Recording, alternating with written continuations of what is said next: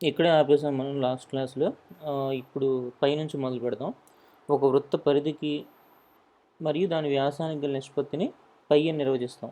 పరిధి సి అనుకోండి, వ్యాసం డి అయితే C equal to pi D.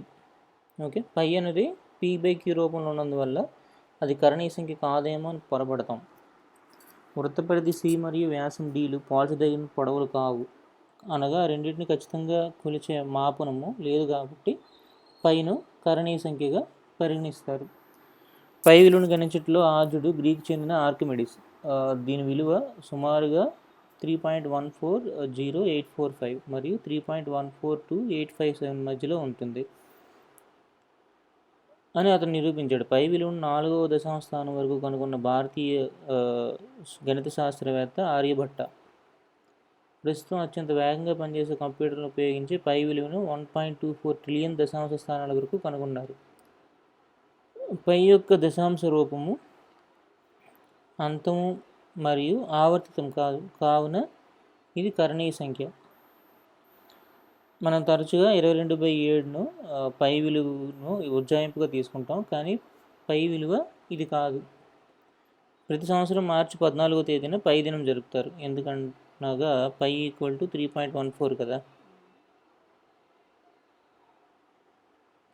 March 14. Albert Einstein జన్మదినం కూడా మార్చి 14. √3 యొక్క విలువను 6 దశాంశ స్థానాల వరకు భాగాహార పద్ధతిలో కనుగొనండి. అది మీరు చేయండి. రూట్స్ మనం ఆల్రెడీ చేసి ఉన్నాం కదా చాలా వరకు. కరణీయ సంఖ్యలు సంఖ్యారేఖపై సూచించడం ఎలా? ఏ రెండు అకర్ణీయ సంఖ్యల మధ్యనైనా అనంతమైన సంఖ్యలో అకర్ణీయ సంఖ్యలు ఉంటాయని తెలుసు. అంటే దీన్ని బట్టి సంఖ్యారేఖపై ఏవైనా రెండు అకర్ణీయ సంఖ్యలను సూచించే బిందువుల మధ్య అనంతమైన సంఖ్యలు అకర్ణీయ సంఖ్యలను సూచించే బిందువులు ఉంటాయని మనకు తెలుస్తుంది. చూడడానికి సంఖ్యారేఖ అంతా అకర్ణీయ సంఖ్యలను సూచించే బిందువులమయమని మనకు కనిపిస్తుంది. సత్యమైన √2ను నీవు సంఖ్యారేఖపై సూచించగలవా? అప్పుడు మనం √2, √3 లాంటి కర్ణీయ సంఖ్యను సంఖ్యారేఖపై ఎలా సూచించాలో ఇప్పుడు చర్చిద్దాం. √2 ఉందనుకోండి, ఇక్కడ ఒకటి గీయండి, ఇక్కడ ఒకటి, ఇక్కడ ఒకటి. ఇది ఎంత అవుతుంది? పైథాగరస్ సిద్ధాంతం ప్రకారం ఇది కర్ణం. దీన్ని ఏమంటారంటే right angle triangle. Okay, right angle ట్రయాంగిల్లో అంటే ఈ కోణం 90 డిగ్రీలు ఉంటే ఇది రైట్ యాంగిల్ ట్రయాంగిల్ అవుతుంది. సో ఒక రైట్ యాంగిల్ ట్రయాంగిల్లో ఇది ఆసన్న భుజం, ఇది ఎదుటి భుజం అయితే ఇది కర్ణం విలువ ఎంత అవుతుందంటే √ఓవర్ ఆసన్న భుజం స్క్వేర్ ప్లస్ ఎదుటి భుజం స్క్వేర్, అంటే √1² + 1² √2. సో OB ఈక్వల్ టు √2 అని మనకు తెలుసు. ఇది వృత్తలేఖను ఉపయోగించి దీని మీదకి మనం ప్రొజెక్ట్ చేస్తే వచ్చేది √2. ఓకే, మీరు వృత్తలేఖను వాడి ఇక్కడ నుండి ఇక్కడ వరకు మెజర్ చేసి దాన్ని దీనిపైకి పొడిగించారనుకోండి, అంటే వృత్తలేఖను దీనిపైన పెడితే మీకు ఎక్కడో వాల్యూ దగ్గర అవుతుంది చూడండి, అదే √2. ఓకే, లేదంటే వృత్తలేఖను ఉపయోగించి మనం చాపం గీసాం అనుకోండి, అది ఎక్కడైతే సంఖ్యారేఖ మీద ఖండిస్తుందో అదే √2 వాల్యూ. అలానే √3 వాల్యూ మనం ఎలా చేయొచ్చు? √2 ఆల్రెడీ మనకు తెలుసు కదా. ఇక్కడ నుంచి మళ్ళీ రైట్ యాంగిల్తో 1 cm హెచ్చించి దాని తర్వాత కర్ణం గీసామని అనుకోండి, అది √3 అవుతుంది కదా. అది ఓడి అనుకోండి, దాన్ని మళ్ళీ వృత్తలేఖను ఉపయోగించి దీనిపైకి తీసుకొస్తే అది ఎక్కడ ఖండిస్తుందో అది √3. ఓకే,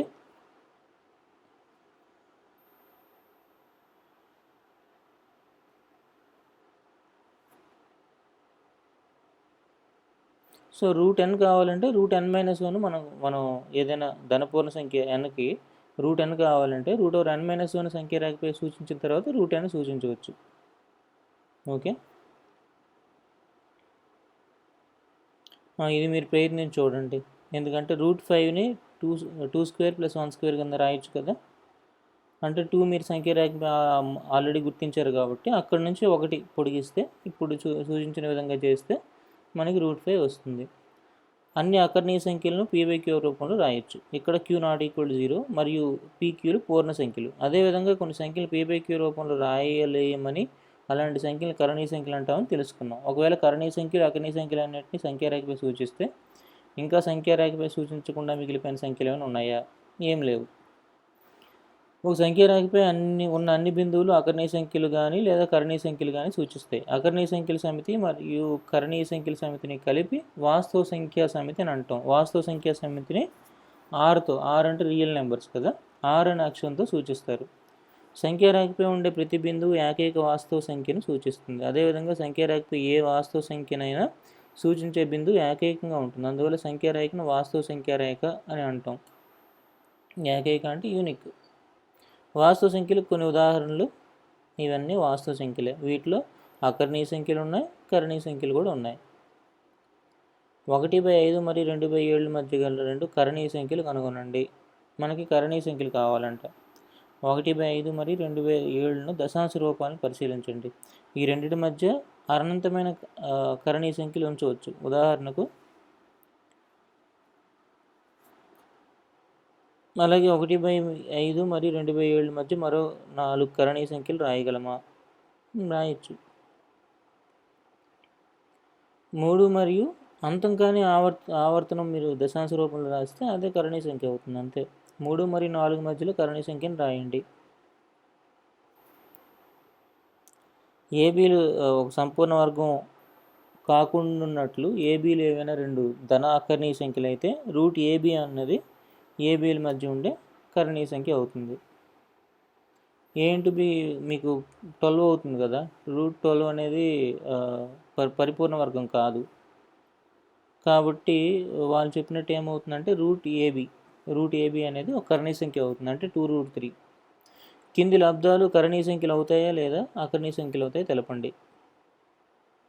ఏవి కింది లబ్ధాలు? ఇక్కడ లబ్ధాలు ఏమన్నాయి? రూట్ 3 కొట్టేశారు అనుకోండి, ఇది అకర్ణీయ సంఖ్య కదా, ఇది లబ్ధం కాదు, ఇది లబ్ధం. ఇది చూడండి, 9 - 3 దీని ఆన్సరు అంటే 6, ఇది అకర్ణీయ సంఖ్య. 10/√5 అంటే రూట్ 5తో కొట్టేసాం అనుకోండి, ఇక్కడ √5/2 మిగులుతుంది, అంటే ఇదేమవుతుంది? ఇది కరణీయ సంఖ్య అవుతుంది. √2 + 2 whole square, a² + b² + 2ab formula వాడుకోవచ్చు. లేదంటే 2 పక్కన పెట్టి మీరు గుణించినా అదే విలువ వస్తుంది. 4 + 2 + 4√2 అంటే ఇది కూడా అకర్ణీయ సంఖ్య అవుతుంది, కరణీయ సంఖ్య అవుతుంది. ఎందుకంటే ఇది పూర్తిగా ఇలా అకర్ణీయ సంఖ్యగా ఏబీబీ రూపంలో మనం రాయలేం. చెప్పాను కదా కరణీయ సంఖ్య అని, 6 + 4√2 అలా అన్నమాట. కింది సంఖ్యలను కరణీయ మరియు అకర్ణీయ సంఖ్యలుగా వర్గీకరించండి. అది అంత కష్టమైన పని కాదు. 3 × 3 = 9, 9 × 3 = 27, అంటే ఇది 3√3గా రాయొచ్చు కదా, అంటే ఇదేంటి? ఏం సంఖ్య? కరణీయ సంఖ్య. √441 దీనికి పెర్ఫెక్ట్ రూట్ లేదు కదా, దీనికి పెర్ఫెక్ట్ రూట్ లేదు కాబట్టి ఇది అకరణీయ సంఖ్య. మీరు ప్రయత్నించి చూడండి, మీకు పెర్ఫెక్ట్ రూట్ దొరకదు, అంటే పరిపూర్ణ వర్గం కాదు ఇది. 2 3 2 3 4 2 3 4 5 చూడండి, ఎక్కడ ఇవి రిపీట్ అవ్వట్లేదు, అంటే ఇది కరణీయ సంఖ్య. ఇది రిపీట్ అవుతుంది, అంటే ఇది అకర్ణీయ సంఖ్య. భిన్న రూపంలో రాయగలం కదా, 3 2 4 3 5 ఇది కూడా రిపీట్ అవ్వట్లేదు, చూసారు కదా. ఎక్కడ రిపీట్ అవ్వకపోయినప్పటికీ దీన్ని భిన్న రూపంలో రాయగలం, ఎందుకంటే ఇది అంతం కానీ ఆవర్తన దశాంశ రూపంలో లేదు, ఇది అంతమైపోతుంది కదా, కాబట్టి దీన్ని భిన్న రూపంలో రాయగలం. అంతమైన ఏ సంఖ్యనైనా భిన్న రూపంలో రాయగలం కాబట్టి ఇది అకర్ణీయ సంఖ్య. ఆ తేడాను మీరు గుర్తించండి. ఇవి రిపీట్ అవ్వట్లేదు కదా, అంటే రిపీట్ అవ్వట్లేదు కాబట్టి ఇది కరణీయ సంఖ్య అని భ్రమపడచ్చు, కానీ రిపీట్ అవ్వకపోయినా ఇది అంతం కాని సంఖ్య అయితే కాదు, ఎక్కడో దగ్గర ఆగిపోతుంది కాబట్టి దీన్ని భిన్న రూపంలో రాయొచ్చు, కాబట్టి ఇది అకర్ణీయ సంఖ్య. దీని పరిస్థితి ఏంటి? 30 30 3 ఇది చూడండి, ఇది ఒక ఫార్మాట్లో లేదు. ఇలా కొనసాగించుకుంటూ పోతే మీరు ఒక ఫార్మాట్లో రాయగలిగితే రిపీట్ అవుతుంటే ఇది అకర్ణీయ సంఖ్య అవుతుంది, కానీ ఇది రిపీట్ అవ్వడం లేదు కదా, కాబట్టి ఇది కరణీయ సంఖ్య. అకరణీయ సంఖ్యలకు మన కరణీయ సంఖ్యలు 4 ఉదాహరణలు ఇవ్వండి. అది మీరు ఇచ్చేస్తారు. మధ్యలో ఒక కరణీయ సంఖ్యను కనుగొనండి. మనం ఆల్రెడీ చేసిన ఎగ్జాంపుల్స్లో ట్రై చేయండి, వచ్చేస్తుంది. మధ్యగల 2 కరణీయ సంఖ్యలు, ఇది కూడా అంతే. √5 విలువను 3 దశాంశ స్థానాల వరకు కనుగొనండి. ఇది నేను చెప్పాలా? ఇది నేను చెప్పాలి కదా మరి. √5 విషయం నేను చూస్తాను. ఎలా గీద్దాం, ఎక్కడ గీద్దాం? 2 లైన్లు గీద్దామా? దేంతో గీద్దాం? దీంతో గీద్దాం. అంటే మనం రూటు కనుక్కోవడం మనకు ఆల్రెడీ తెలుసు కదా, అదే దాన్నే వాడదాం. Okay, okay. ఇక్కడ ఇంకొక లైన్ కావాలా ఆ సైడ్కి? అవసరం లేదా? అవసరం లేదులేండి, ఎందుకు లైను అనవసరంగా. రాయాల్సిన నెంబర్ 5, మరీ పెద్ద అయిపోయింది 5, చిన్న చేద్దాం మరి.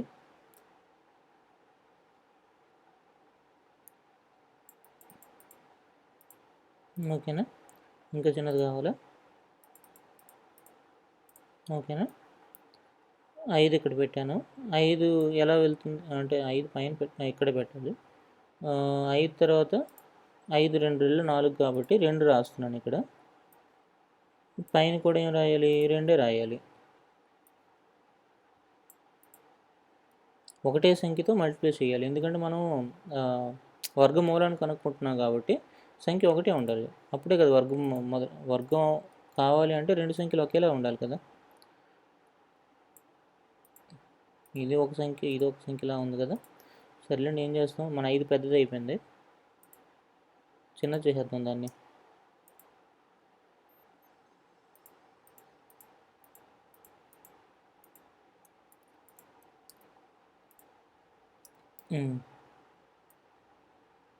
ఐదు, ఓకేనా?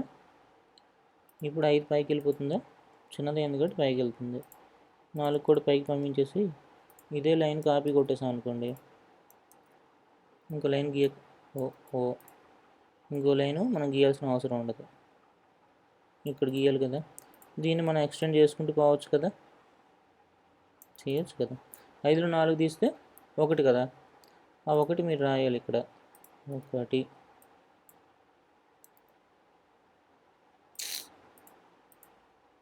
ఓకే. 2 కలిపితే ఎంత? 4. ఆ 4 ఇక్కడ రాయాల్సి ఉంటుంది, రాసేద్దాం. 4. ఇప్పుడు ఏమైంది? 4 పెద్దది అయిపోయింది, మరి 1 చిన్నది అయిపోయింది. కాబట్టి ఏం చేయాలి? ఇక్కడ పాయింట్ పెట్టుకోవాలి మనం. పాయింట్ పెడితే 2 సున్నాలు దించుకోవచ్చు.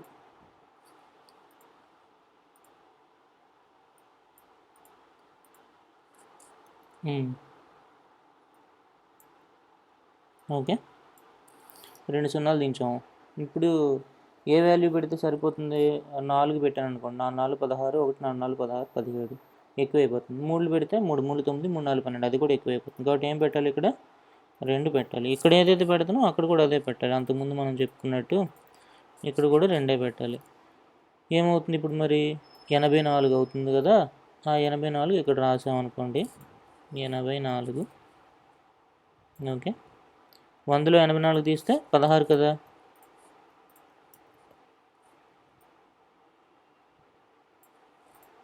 పదహారుని మనం ఇక్కడ కింద రాద్దాం, 16.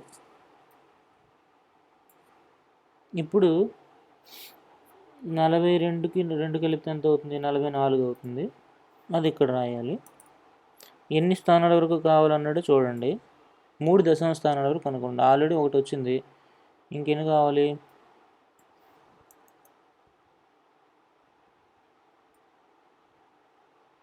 ఓకే, అంటే మనకు స్థలం సరిపోవట్లేదు కదా, అందుకే పైకి మూవ్ చేస్తున్నాం. ఇప్పుడు 44 వరకు ఓకే, కానీ ఇప్పుడు ఇక్కడ 16 ఉంది, 16 చిన్నది ఉంది కదా. ఇప్పుడు ఏం చేయాలి? 0 పెట్టుకోవాలి. 0 పెట్టుకున్నాం అనుకోండి, 2 సున్నాలు దించుకోవచ్చు. 2 సున్నాలు దించుదామా మరి? దించాం 2 సున్నాలు.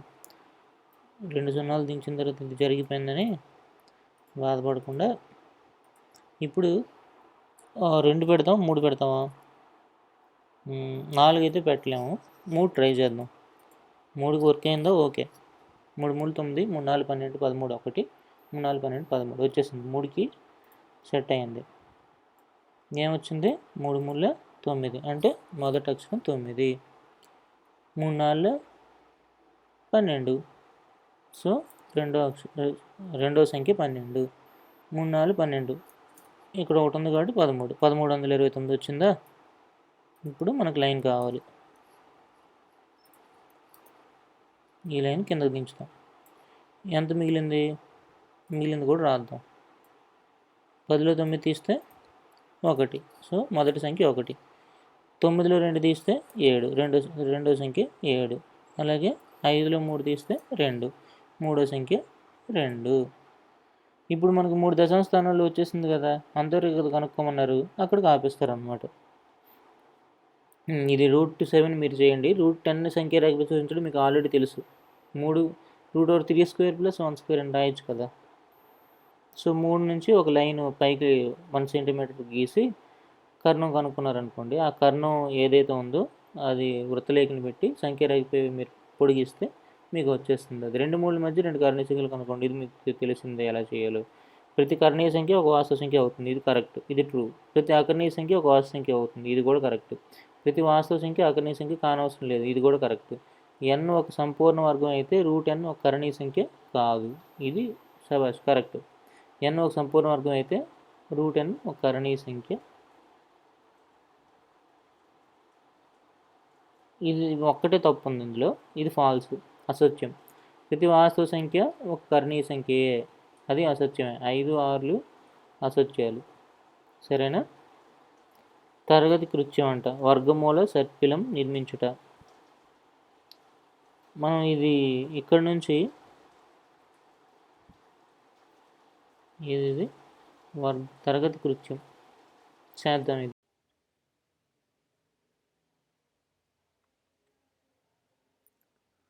తరగతి కృత్యం అంట, ఏంటో చూద్దాం. వర్గమూల సర్పిలం నిర్మించుట. సర్పిలం, వర్గమూల సర్పిలం నిర్మించుటకు పెద్ద సైజు కాగితం తీసుకొని కింద సూచించిన సోపానాలను అనుసరించండి. ఓ బిందువు ప్రారంభించి 1 సెంటీమీటర్ పొడవు గల రేఖ గీసాం. ఇప్పుడు లంబంగా అంటే 90 డిగ్రీస్తో 90 డిగ్రీలతో క్యూపీ ఒక రేఖ 1 సెంటీమీటర్తో గీసాం. ఇప్పుడు √2 వచ్చింది కదా. ఇప్పుడు ఓక్యూని కలిపితే ఓక్యూ √2 అవుతుంది. క్యూఆర్ 1 సెంటీమీటర్లు పొడవుతో మళ్ళీ దీనికి లంబంగా ఓక్యూకి లంబంగా గీస్తారు, ఇది √3 అవుతుంది. మళ్ళీ ఓఆర్కి లంబంగా ఆర్ఎస్ గీయాలి 1 సెంటీమీటర్తో, మళ్ళీ ఇది కలిపారు అనుకోండి √4 వస్తుంది. ఇలా పొడిగించుకుంటూ పోవచ్చు అనమాట. వాస్తవ సంఖ్యలను సంఖ్య రేఖపై దీన్ని ఏమంటారు? వర్గమూల సర్పిలం. సర్పంలా విస్తృతంగా వెళ్ళిపోతుంది కాబట్టి సర్పిలమేమో. వాస్తవ సంఖ్యలను సంఖ్య రేఖపై క్రమానుగత వర్ధనం ద్వారా చూపించడం. ప్రతి వాస్తవ సంఖ్యను దశాంశ రూపంలో వ్యక్తపరచవచ్చని మనం గతంలోనే తెలుసుకున్నాం. ఇప్పుడు మన సంఖ్యా రేఖపై అంతమయ్యే దశాంశాలను క్రమానుగత వర్ధన పద్ధతిలో ఎలా చూపించవచ్చో తెలుసుకుందాం. ఉదాహరణకు దీని సంఖ్యా రేఖపై సూచించాలనుకోండి 2.776. ఈ దశాంశం 2 3 మధ్య ఉంటుందని మరియు ఇది అంతమయ్యే దశాంశం అని మనకు తెలుసు, అంతే కదా. మన చేతిలో భూతద్దం ఉందనుకోండి, భూతద్దాన్ని ఉపయోగించి సంఖ్యా రేఖపై 2 మరియు 3 మధ్యలో ప్రాంతంలో సంఖ్యలను గమనించండి. సంఖ్యా రేఖపై 2 మరియు 3 మధ్య 10 సమాన భాగాలు ఊహించండి. ఇవి వరుసగా 2.1 2 5 ఇలా 9 3 వరకు. 2.776 అనేది 2.7కి 2.8 మధ్యలో ఉంటుంది. కాబట్టి మీ చేతిలో భూతద్దాన్ని ఉపయోగించి 2.7 మరియు 2.8 మధ్య ప్రాంతంపై దృష్టి పెట్టండి. మళ్ళీ దీన్ని సమానంగా 10 భాగాలుగా విభజించామనుకోండి, వరుసగా 7 1 7 2 7 3 అలా 7 9 8 వరకు వస్తుంది. ఇప్పుడు మనకి కావాల్సినంత 2.776 కదా. ఇది దేని మధ్యలో ఉంటుంది? 2.7 ఎక్కడ రెండో పటం 776 2.77కి 2.78కి మధ్యలో ఉంటుంది. మళ్ళీ భూతద్దం పట్టుకోండి 2.77కి 7.8కి మధ్యలో. మళ్ళీ దీన్ని 10 భాగాలు విభజిస్తే మీకు 776 అనేది ఇక్కడ 6వ దాంట్లో కనిపిస్తుంది అన్నమాట. సరిపోయిందా? 3.58ను 4 దశాంశ స్థానాల వరకు క్రమానుగత వర్ధన పద్ధతిలో సంఖ్య రేఖపై సూచించండి. ఇదే పద్ధతి మీరు మొదలుపెట్టి చేసుకుంటూ పోండి. మనకు తెలిసిన పద్ధతే కదా. 5.28 బార్ను సంఖ్యారేఖపై క్రమానుగత వర్ధన పద్ధతిలో 2 స్థానాల వరకు చూపించండి. ఇది ఇంకా సులువు. వాస్తవ సంఖ్యలపై పరిక్రియలు. ముందు తరగతిలో మన అకర్ణీయ సంఖ్యలు సంకలనం మరియు గుణకారం దృష్ట్యా స్థిత్యంతర ధర్మము, సహచర ధర్మము మరియు విభాగ న్యాయాలు పాటిస్తాయని తెలుసుకున్నాం. అదేవిధంగా సంకలనం, వ్యవకలనం, గుణకారాల దృష్ట్యా అకర్ణీయ సంఖ్యలు సంవృత ధర్మాన్ని పాటిస్తాయని తెలుసుకున్నాం. చతుర్విధ పరిక్రియల దృష్ట్యా కరణీయ సంఖ్యలు కూడా సంవృత ధర్మమును పాటిస్తాయని నీవు చెప్పగలవా? క్రింది ఉదాహరణలు గమనించండి. ఇది 0, ఇది ఒక అకర్ణీయ సంఖ్య. ఇది కూడా 0, ఇది ఒక అకర్ణీయ సంఖ్య. ఇది ఒక అకర్ణీయ సంఖ్య. ఇది అకర్ణీయ సంఖ్య. దీన్ని బట్టి ఏం తెలిసింది? కరణీయ సంఖ్యల మొత్తం, భేదం, లబ్ధం మరియు భాగఫలం తిరిగి కరణీయ సంఖ్య కానవసరం లేదు. కాబట్టి సంకలనము, వ్యవకలనము, గుణకారం మరియు భాగాహారాల దృష్ట్యా కరణీయ సంఖ్యలు సంవృత ధర్మాన్ని పాటించవని మనకి తెలుస్తుంది. 3√2 మరియు 2 మొత్తమును 5√2గా రాయగలం. అదేవిధంగా 3√2 నుండి 2√2ను తీసివేయగా మనకు √2 వస్తుందని గమనించవచ్చు.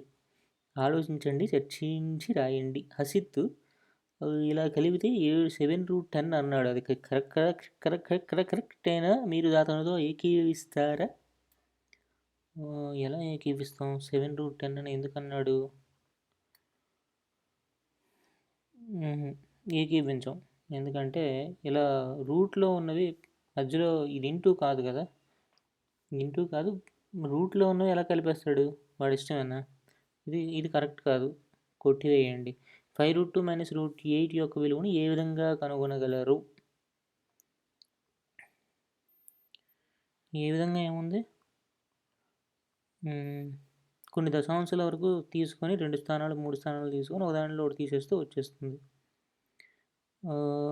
కరణీయ సంఖ్యలు అవుతాయేమో చూడండి. 5√2 కరణీయ సంఖ్య కాదు. ఇది కరణీయ సంఖ్య, అకరణీయ సంఖ్య కాదని చెప్పబోయి కరణీయ సంఖ్య కాదని చెప్పాను. ఇది 5√2/2 కదా, ఇది కూడా కరణీయ సంఖ్యే. ఇంకా 21 + √3 ఇది కరణీయ సంఖ్య. 5 + 3లు కరణీయ సంఖ్యలు అవుతాయా? అవుతాయి కదా. అంతము మరియు ఆవర్తితం కాని దశాంశాలు కాబట్టి ఇవి కరణీయ సంఖ్యలు, అన్నీ కరణీయ సంఖ్యలే. క్యూ కరణీయ సంఖ్య అయితే, ఎస్ కరణీయ సంఖ్య అయితే Q+S, Q-S, Q×S, Q/Sలన్నీ కరణీయ సంఖ్యలే. ఓకే, ఇందులో నుంచి ఇది తీసేయాలంట. 4√5 వస్తుంది చివరికి. దీనిలో నుంచి తీసేయాలి. అయితే -4√5 -12√3 అంతే, సులువైన లెక్కే. 6√3ను దీంతో గుణించామనుకోండి, 13 ఆర్లు ఎంత? 78. 3 3ల √3 × √3 3. సో 78 × 3 234 అంతే. సులువు, ఇంకా సులువుగా ఉంది ఇది.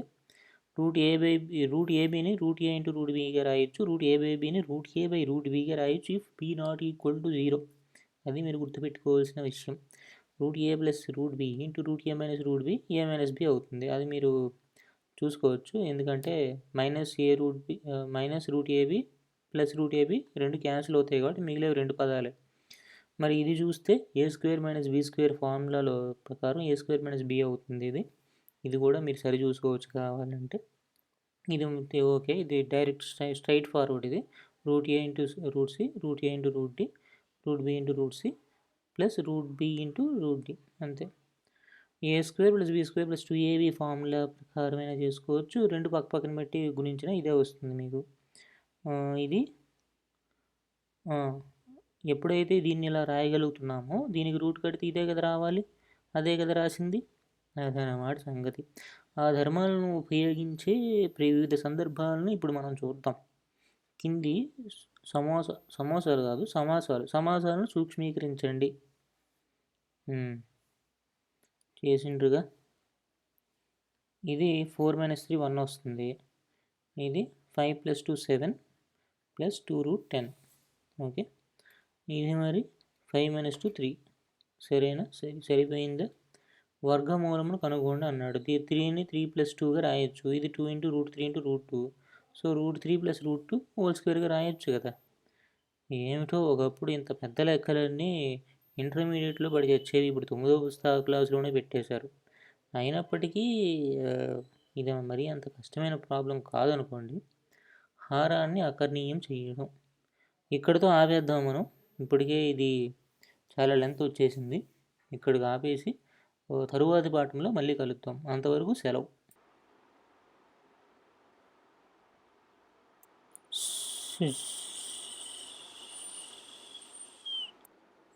చూడండి ఈ ప్రకృతి ఎంత ఆహ్లాదకరంగా ఉన్నదో.